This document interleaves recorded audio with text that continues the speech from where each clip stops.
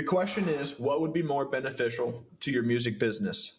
One single that was a 10 out of 10 absolute banger, or one solid album that was a 7.5 out of 10, but it was a full album? I'd say a 10 out of 10 single. Soldier Boy, nowhere with any album he put out. I don't care. It was the one song. The Baby, same thing. Before, he was putting out albums, but it was one song that took him off. One song pretty much takes off every artist you can think of. It's one song that gets them going, and then they ride the momentum off that song into albums. If you have one song and you can make fans off that one song, they will at least give you chances with your future music.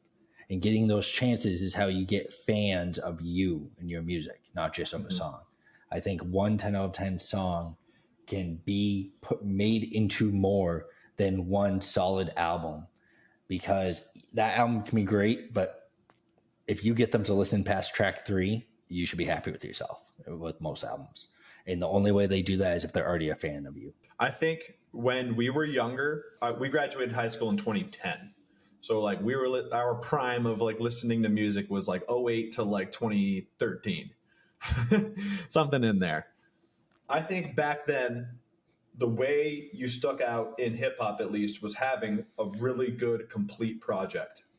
Because over time, like the way that people talked about music and went on the blogs and downloaded it for free, people did a shit ton of remixes back then. They did other people's beats all the time. I would say 15 years ago, I would have said the solid, really good album would have got you further than one song, even if the song was great. Everyone knows Soulja Boy, but how many like fans does he have? I know Soulja Boy, but do I like his music? Do I hate it? No. Do I actively give a fuck either way? No. But am I a fan of him, or do I just know who he is? There's a difference. I'm still a fan of Kid Cudi. The day and night version of that, the first version of that song was on an album that was a 9 out of 10. And then they remastered it. Kanye got involved and they made it a 10 out of 10 single. But people started spreading his music around because it was like, look at this tape. This whole mixtape is awesome. You got to check it out. I think Chance the Rapper was like one of the last people to like really do that, with like have a whole full project on SoundCloud, and it was free and people just word of mouth spread it around. That was a long time ago. Yeah, Mac Miller did in 2010. Yeah, like kids, like, and before that, 08 he was doing that. Like Dat. When was the last time anyone downloaded a fucking album off of Dat Piff? And that was that era, though. Really, I know. Like, that's what you're getting at. It's like 2008 to 2012. That's the did. Way. Yeah, but it's different now. Yeah. The word of mouth is not the audience, it's the platforms. The platforms spread the word of mouth for the people. That's why they're there. Yeah, it's very, very rare that you'll get a notification on Spotify that says, so-and-so dropped an album. Listen to it now. I got one for J. Cole. Yeah, or Taylor Swift. J. Cole, not even Chance the Rapper. When he released his last album, I got a notification about like one of his songs was on Rap Caviar. Because they're not like, they control what you're going to do, what you're trying to do. They're trying to get you to control and check it out in a certain way. A single will guaranteed get in front of more people than a full album. You'll have more people give it a chance. When you ask someone to give you that much time, it's difficult for anyone. Our attention spans are so short. Most people won't even watch a full TV show anymore. Kanye doesn't even make songs over 2 minutes anymore, really, because he realizes people stop listening. They get tired of it. If I keep it short, they're more likely to listen twice. So I get paid twice instead of one song for 4 minutes. The only way you get paid more is if it's over 5 minutes and 30 seconds. No one's making songs that long anymore, so you might as well make it shorter and get them to listen twice. DaBaby did it with his latest 2 singles he released. We're not in that era anymore of, here's my full album, let me know what you think. What's your favorite track on it? Because what also happened was in the 2010s, there was a study done. And the study was literally, they gave people a list of 30 songs. They said, rate your favorites. And they gave other people a list, and they gave them the ratings from other people, like made up ratings.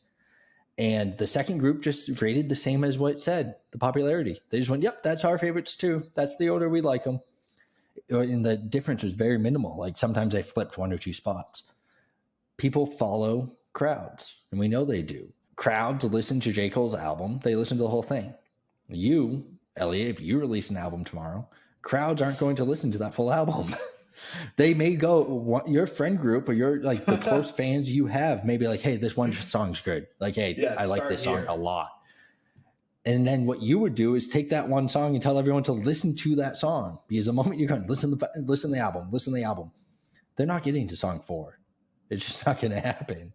So, and never mind the rating, 7.5 out of 10 out of 10, like comparing them. A 10 of 10 single is a big deal. Like, that's a you big hit deal. a home run. Yeah, MC Hammer that you could live off that song. Exactly. That's Lil Nas X. Yeah, you can live off that song. I just found out the other day 1 percentage point of Lil Nas's song there. What was it called? Whatever it was called, was worth 1.5 mil. Wow. 1% of that song.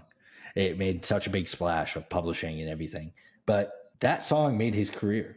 No one's listening to Rodeo or any other song he has if it wasn't for that one song. I'm not listening to any other song he has unless it's put in front of me still. But I know who he is.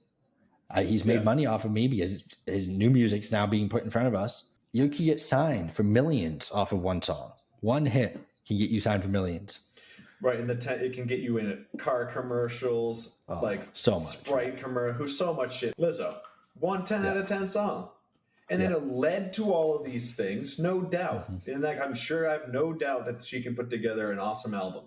But it starts with the 10 out of 10 single. If I was your music manager and I could hypothetically cook up one of the scenarios to get your career started, it would be a hell of a lot easier to start with the 10 out of 10 amazing single than an okay, good album. And you can even just do math. Say it's 8 out of 10 album, 10 out of 10 single. That's 2 of every 10 people aren't giving that album a chance. If you can get 2 extra people to check it out, that's your return on investment goes a lot further. You're getting a lot more people to check it out. And even if they don't like it, they listened and you're getting paid. Right. That is more beneficial at the most basic level, knowing that, hey, this song is going to get me the highest return on my investment. I can pump money into this song. It's going to get me publishing deals, stuff like that, compared to an album that you might get 80% of your fan group or potential listeners to check it out and stick with it. If you are not already established with a humongous audience, there is no one waiting for a full album from you. You have to take it a step further. No one's waiting for merchandise from you either. Nothing. They're not merchandise. They're not like, okay, cool, you promote your music, you got people listening. You can't go buy t-shirts and then try to start selling them and be disappointed when no one's buying them. Just like no one's going to listen to your next song if they're not told it's out, because you're not there yet. You don't have a base of people outside of your core group that's going to be like, oh, I heard his last song. He released something new. They don't do that without being told it exists. Yeah.